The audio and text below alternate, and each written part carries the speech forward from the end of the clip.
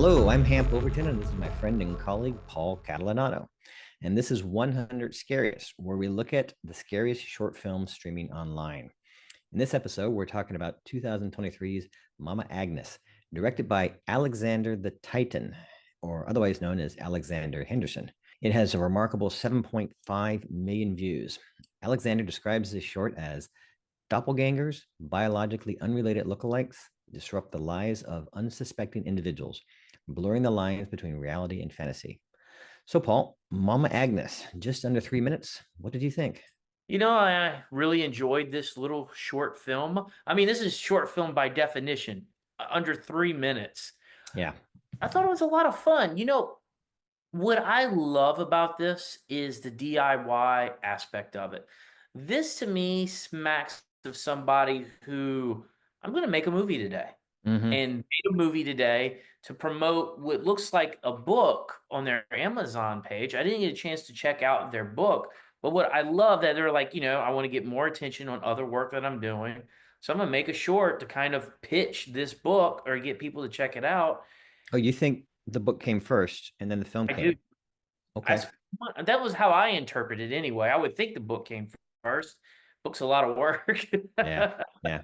But like made this movie to promote that book, get people to check out more of the story. But it's really the DIY nature of this that really stuck with me. This Mm-hmm. is just like somebody who I'm going to make a movie today, made a movie and made something very successful that 7 million views. Anything that gets 7 million views has some genius to it, right? Absolutely. And yeah, I wonder if it was as simple as let's make the movie today.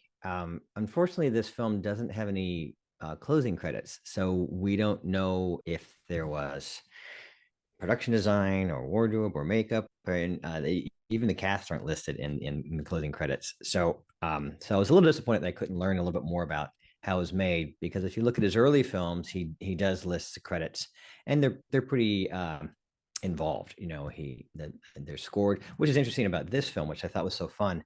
It's almost like the filmmaker decided to go back to his roots, if that makes sense.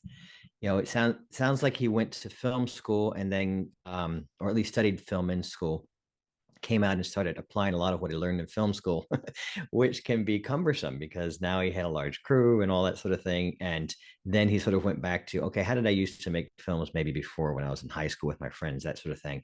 And he applied his artistic abilities that he had really honed, but did it in a much simpler, less cumbersome approach in the production, as in let's keep do we need lights, do we need a makeup person, do we need all this. There wasn't even a score for it, which I thought worked great for this film. It was very interesting because when you look at his earlier films, the score was very traditional, meaning it really emphasized the scare points, but on, that kind of stuff. And this one, he went in the complete opposite direction with no score, and it's fun to see one filmmaker make both of those types of movies because you can really appreciate the different ways you can make a horror film, and that was fun to see. Yeah, I checked out his latest movie, Margaret's Sister, which is interesting because it's very similar to things that I've been playing with on Vintage 8. It's analog Mm. horror-esque. It's very creepy. I thought it was well done. So, what that tells me is this is a filmmaker who's very in tune what's going on online. He even says as much. I found his Threads account, and one of the things he said, it was back in 2023 he said it, but he goes, I'm building my platform on YouTube because it's an excellent platform for filmmakers, and I think it's the 2023 version of early network television. I think that sums up what I'm seeing on his YouTube perfectly. Like he looks like he uploads religiously and he's Hmm. constantly trying new things, which is also very admirable. Which anything you're asking of a filmmaker, try stuff, see what you like, Right. try different things, see how it fits together. And like you said, with Mama Agnes here, I think he was trying something new from some of the other things that he did before. And I think he found something here. I think he may have found his most authentic voice in that particular short. Yeah, it was really interesting. Where what I also want to give, hats off to him because the bare bones nature of it really means that you are relying on the story, the directing, and the performances to make the film work. Uh, Mhm. you're not saying that a score is cheating, but when you add a score, you're basically coaching the audience as to when to expect the scares and this is supposed to scare you, so therefore we put the dramatic music beat in it. And in addition, he did another one, Santa, back in 2019. Yeah, that was a little while ago, and that was more traditional in its approach. And it had jump scares not just with music, but as in the creature, the scary Santa would jump out at times, or the hand would come out. So a lot of these more traditional things that we're used to seeing to scare you, and then he moves up and gets more experience than he does Mama Agnes, and it's very interesting because it's more, it's not psychological as in someone's doing demented stuff to you, but the horror is more low key, almost like something in Midsummer. If you look at Midsummer, it's the antithesis of what a horror film is, and we've touched on this before. How it takes place in broad daylight, and that's usually not when you have a horror film occur. It's usually at night. Which, if you look at that Santa one, it takes place at night. A good part of it, not all that. So he's really finding and exploring different ways to create horror. And I found it fun to kind of go through his catalog because he explores Japanese horror at times. And I think that influenced this film also because Japanese horror has a different approach than American horror. And so it was fun to see him sort of explore these different things and then come to this, like his latest body is what he's working with right now. And so yeah, I wish I had seen that one that you referred to, his most recent one, because the most recent one I watched also was Skibbity Toilet ones. Okay. which I which watched that as well. yeah, which were pretty funny. So he certainly has his finger on the pulse of, I should say, the zeitgeist of what is popular at times, and he explores that. And this Skibbity Toilet, I call it the Skibbity Toilet trilogy because he made three of them. And you have to, I'm so younger people listening to us will understand and be familiar with the animation that it came from, right? And then he made a horror film based upon that idea. So it's fun to see where he plumbs and digs up these concepts and these horrors. And so I'm not 100% sure where he got the idea for Mama Agnes. It wasn't as direct as like Skibbity Toilet, and it wasn't as direct as another short horror film he made called Kuchisaki. I'm not pronouncing that correctly. Kuchisaki Ono, which is based on as I mentioned earlier, a Japanese mythical character, horror character. Um, so those you can draw a straight linear line from it. It looks like maybe I just not familiar with the source, or maybe this is 100% original. I don't know. Did you recognize maybe a source material for this short that he did? I did not look at that particular one that you just mentioned. Mama Agnes, no, it looks to me, if I had to draw a parallel to it, I would draw a parallel to the Mandela catalog, which was something that was big around 2022, maybe, which Mm-hmm. was we featured a lot with doppelgangers. And that was something that was online that was That's really true. big during the pandemic time. And I find that doppelgangers has been something really a go-to movie monster, or I should say go-to internet monster, something that it Mm-hmm. seems like people are really fond of doing, especially online. And I think that might be where he borrowed from, if I had to say. That Yeah, would at least be my guess. that was his inspiration right there. Yeah. Mm-hmm. You Yeah, know, and you said Midsummer too. I think that was a great comparison because this is also daylight. This whole movie takes place like a morning before school.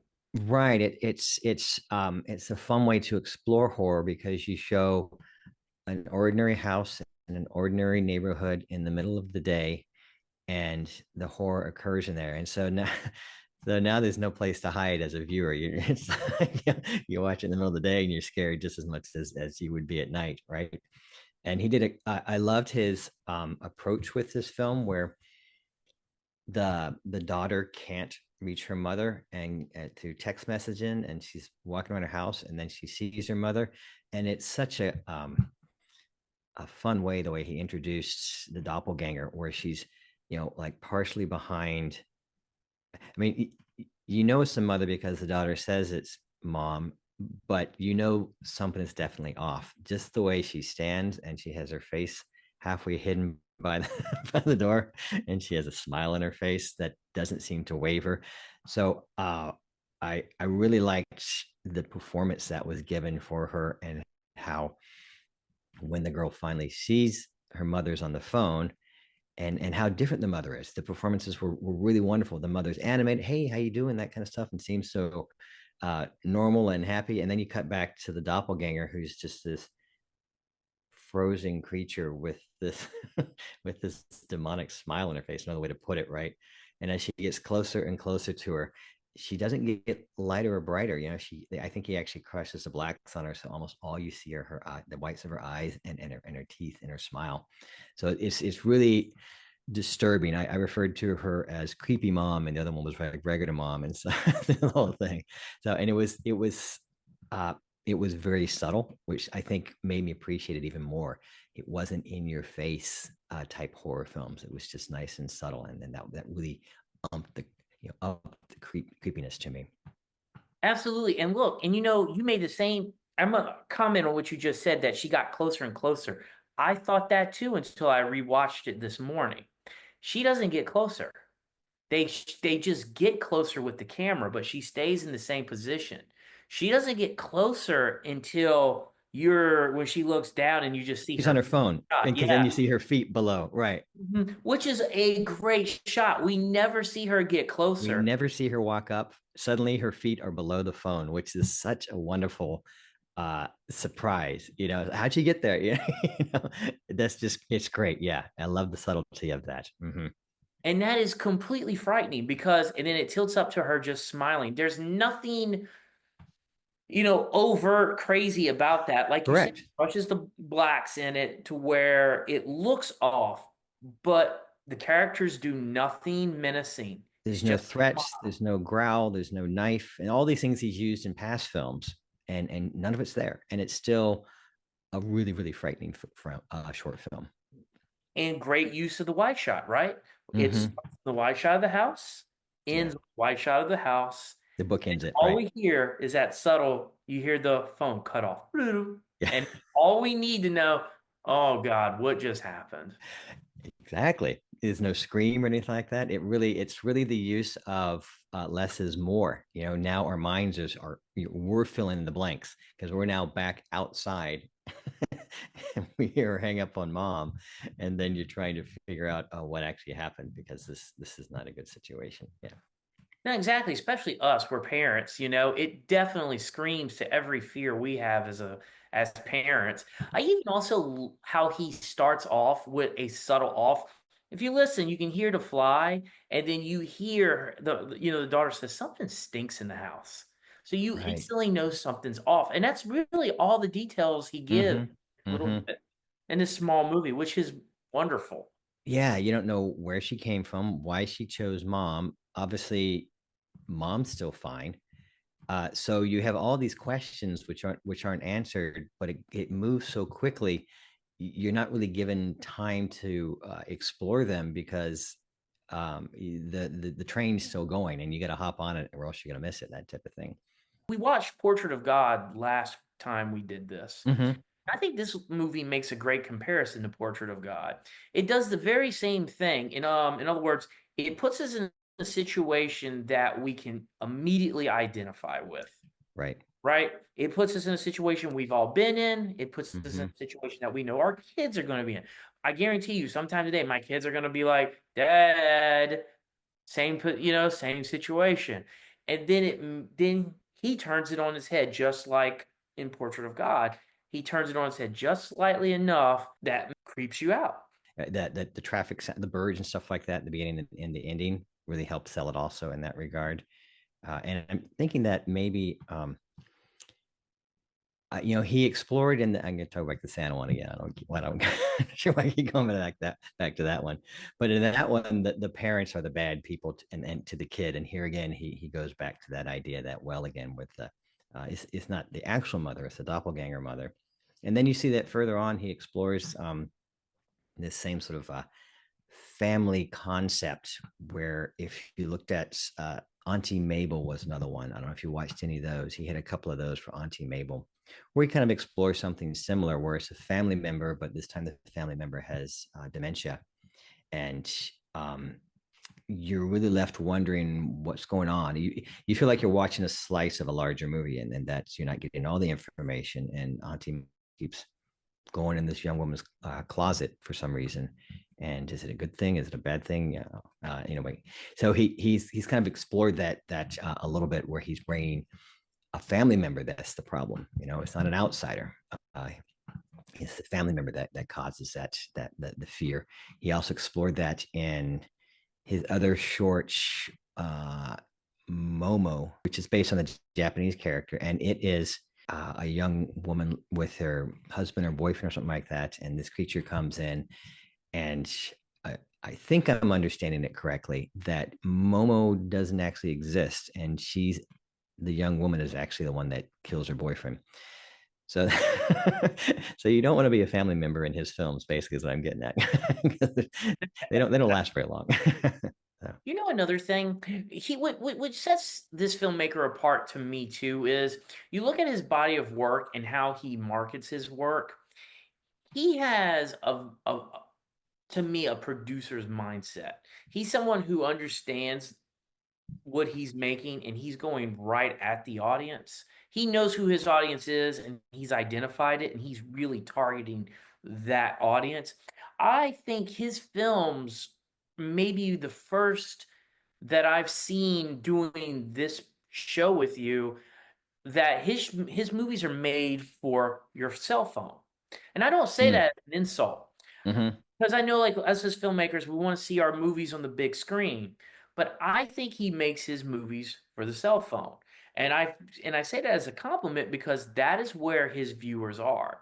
They're right. on their phones watching these, and he's targeted it to the length and to subject matter, and they're watching these on their phones. They're getting creeped out. I mean, I Mm-hmm. even think that even with linking it to his book, all that stuff's linked where you can get through it through your phone. So I think, to me, that's very impressive, and I also think that's where, I mean, you've talked with me at lunch many of times. You know, this is where I think the business is headed. I think he's ahead of the curve in terms of independent filmmaking, specifically those of us who are using YouTube as our platform. I think he's right there where he needs to be in terms of reaching that audience. I think that's a great point to make. Uh, yeah, because when we were kids, we watched television. That was how we would watch a horror film, maybe over cable TV or something like that. And now kids obviously they're in their room with their friends watching it on their cell phones, so that makes perfect sense. Or maybe their computers. So, yeah, absolutely. They're clear and to the point, and they're scary too, which is fun. It's funny, we're seeing this whole new evolution. It's almost like I think that's what's making this a lot of fun for me. It's almost like there's a world of movies that no one knows about. I was at a party just yesterday, and she was asking me for Rex. She heard that I made movies and taught at LSU Mm-hmm. horror, and she was asking me, "Well, give me some Rex." And I started giving her Rex for short films because I was like, "Well, you watch stuff on YouTube?" And she said, "I never Right. considered it." And I started saying, "Well, why don't you check out this short film, Mama Agnes? Check out Portrait of God or Lights Out." Mm-hmm. And and she was very surprised that, like, say, Lights Out, she liked the feature. She had no idea that there was a short film that came before that. And she was excited. She was like, "Yeah, I'm gonna go check that out." Now that she knew that even existed. So it's kind of fun. It's almost like an onion, I guess. It's like there's something underneath. Yeah, well, markets evolve, um, and we're not the first to discover this. There was a film that was shot here in New Orleans that was supposed to be for a channel that was designed to make content just for your phone, not for YouTube, but for a separate content thing. And Living? Correct. Yeah. Quibi. And it went bankrupt after a year. But what they recognized was that people were watching content, 10 minutes at a time. They're waiting for an appointment. They're on the bus, whatever it might be. They got their headphones on, or they're on they're on the subway or something like that, or they're waiting for class to start. And so they would write a feature script and write it specifically so it could be broken down into 10-minute segments. And so you could watch it in 10-minute segments, but they also had the ability to release it as an entire feature film, putting all those segments together. And so what's interesting is that although, and this was backed by one of the big producers in LA, so it wasn't small potatoes that was coming at this thing; it was big money. They failed, but filmmakers like Alexander here, he's succeeding, and so it's interesting that the market still continues, like you said, for YouTube videos, and it's fun to see who's succeeding in that market. And I think the statistics say that YouTube is the most watched thing on computers these days, hands down, which is kind of fun. And what's cool too about YouTube is your success and failure rate is if you stop doing it. If you can keep doing it, you could remake your own movies until you figure out the formula. You could you could take one movie, recut it, re-edit it, test it on an Mhm. audience until it's successful. There's no the only metric is are people watching. You can Yep. fail countless times and it costs nothing. Well, for distribution, it costs nothing. You still you still have to make the actual product. But yeah, absolutely, it really is the great equalizer when it comes to filmmaking. And I remember seeing this evolve. Back when I first started teaching. First we shot on film, and then we shot on standard definition tape, and then they were actually shot on DVDs at one point. But then we got to HD, and we started shooting on cards, and you could see that the means to make a professional looking image was becoming available into the hands of anyone. There are a lot of movies released, but we didn't see a lot of competition for Hollywood movies, because Hollywood recognized, in order to stay ahead of that, we have to do things that only we can do. Stunts, these big Marvel movies, these big tentpole movies, that sort of thing, where someone with a camera at home couldn't do that. So it's fun to see the separation between the two, and how this new market for YouTube it came along. And it's also fun to see that Hollywood will sort of use it to farm and find new talent also, which is terrific. I think it's great. You Mhm. make a great film and you get success on YouTube, and you may get the attention of someone that will give you the support to make a feature film that might be theatrically released. So it's really a neat time to be a filmmaker, because literally anybody can make a movie, put it online, and if the work is good, it takes a little bit more than that. I shouldn't be so casual about it. But if the work is good, then you can get recognized, and have success. Absolutely. And it really does seem like Hollywood will be more like it was in the 40s and 30s, where big tentpole movies, that's all you're going to see out of Hollywood. Hmm. Whereas we're going to have to go elsewhere for those smaller movies. But to bring it back to Mama Agnes here, what I will tell you, what I think steals the show in this particular piece is the editing. I think that is the strongest thing about this movie. He does a great job of staying on those shots just long enough to where they're creepy. It's Hmm. it's 2.5 minutes, but it does not blow. He could have tightened this up so much to where this could have probably been 1.5 minutes, but he stays on these shots long enough to make it creepy. You know, like he doesn't waste time, but he doesn't blow through it either. Yeah, Real, and that's go yeah, ahead. that's a real distinction you've made there, because oftentimes beginning filmmakers stay too long on material. It's easy to get enamored footage when you are a first time filmmaker. You get so excited about it.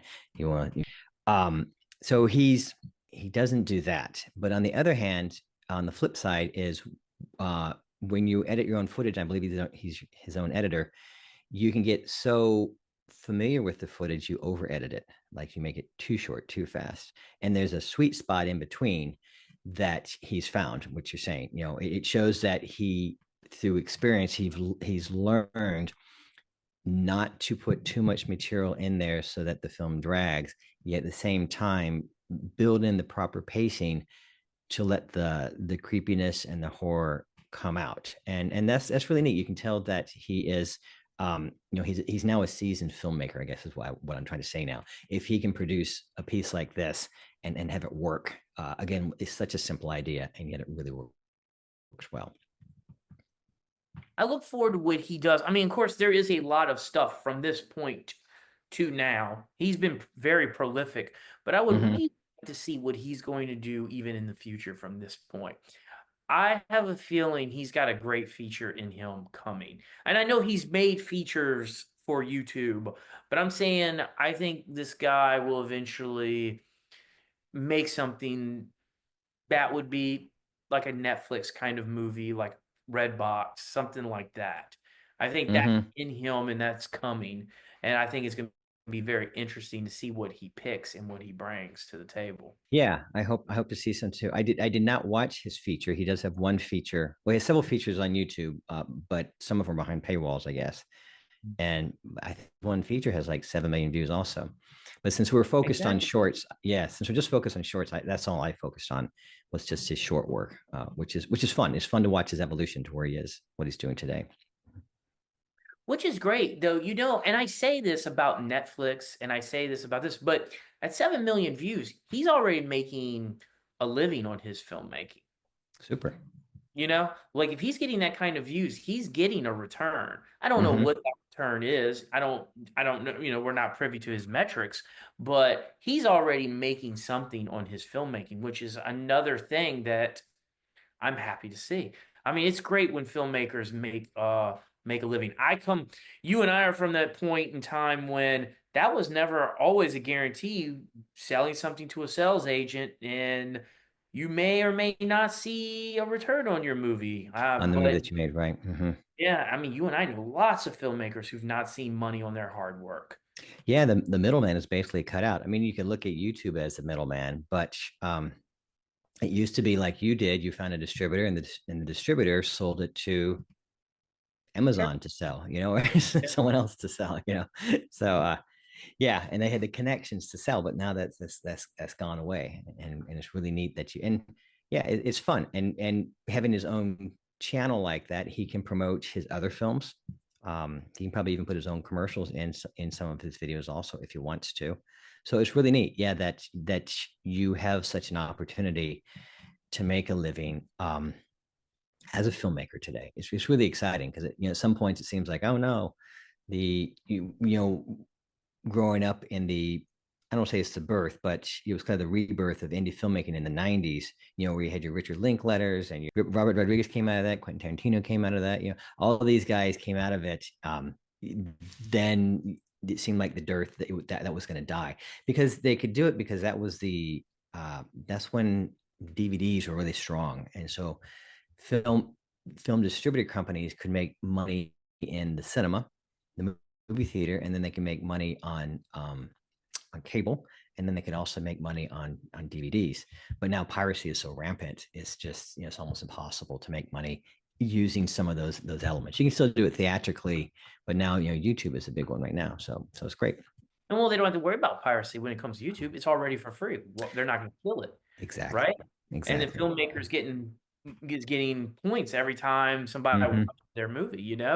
So it really is. This is YouTube has been great, and I think it will hopefully continue to be great. And now we're seeing things like Tubi, which has also been great for the more feature-length filmmakers.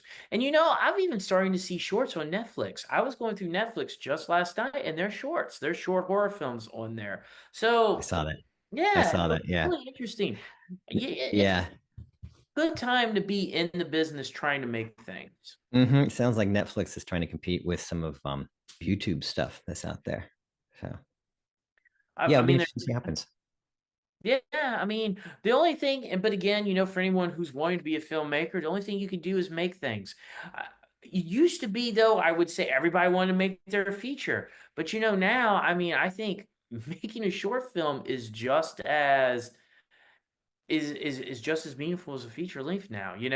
I think a short film can almost do some more for you than a feature length can in terms of Yeah. viewer. Not to put a wet blanket on this, but the downside is that because it's so easy to make it, there's so much content out there, and I know you and I have struggled just to try and find the gems, the short gems of horror films out there because there's so much that is out there, and you end up watching a lot that they're okay, and it's fun to come across films like this where where they knock your socks off. But yeah, there's so much content out there. You can kind of get lost in the shuffle. But that's also kind of fun to get lost in the shuffle. You have one late night watching a bunch of horror films. That's not the worst way to spend an evening, or of course, at least that's what I would say. But with that said, if anyone watching this knows of a short film that we should watch, put it in the comments below. We are always looking for horror films. Just a couple of things I thought was interesting, and maybe you can tell me if you think these are relevant or not, if I'm just reading too much into the movie. Is the mother's name is Mama Agnes. Okay, she calls her mom, but it's a colloquialism, I guess. And in my search for it, I found an actual Mama Agnes in South Sudan. There was a story about her, and so I think it might be an African American thing to refer to your mother as Mama, and her actual name was Agnes. And as you probably know, being Catholic, that there's Saint Agnes of Rome, Mm-hmm. and she is the saint of she who was a virgin and was a martyr killed by the Romans, and she's the patron saint of girls and virgins. Do you think that had some sort of Hmm. play in there, or do you think there was no significance as is him choosing the name Agnes for the haunted mother character? No, looking at his previous work, there's definitely a reason why he picked that name. Mm-hmm. I don't know if the saint is. I mean, I really don't think I could venture a guess in that. This he would be a wonderful person to talk to. I Mm-hmm. feel like he would be very interesting to talk to. I would just even talk to him about his other work. But like I said, I really couldn't venture a guess into that. But as we talked about in other movies with like Night of the Slasher, I can tell there's more to his work. He didn't. It might seem like he just DIY'd this movie, but there's more thought to it. There's clearly more. Sure. This is something that he has that's in his head. This is something that's got more meaning to it. I mean, there's a whole book on this. Mm-hmm. There's more to the mythology. Clearly, there's more to the mythology. And I imagine if we watch the movies that come after this, we'll see that there's more to it. But that's as much as I think I can venture on that, is that I suspect there's more, but I don't know what that is. I could only Gotcha. venture guess. What are those What about you? comments? What do those comments say? Well, I mean, like one of the things is what Bush Spirit. This is terrifying. No jump scares, no music, just horror. The way she says "oh" was terrifying. That's how you know it's a skinwalker, and the fact she smells rotten, that gives me the chills. Skinwalker.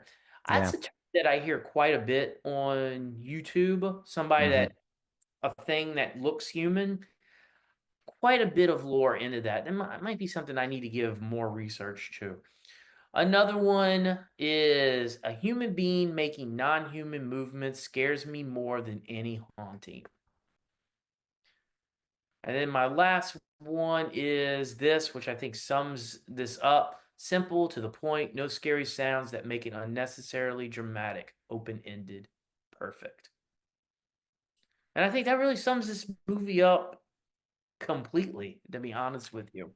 Let's the viewer try and figure it out, which is great. All right. So that's it for Mama Agnes. What's the next movie we're going to talk about?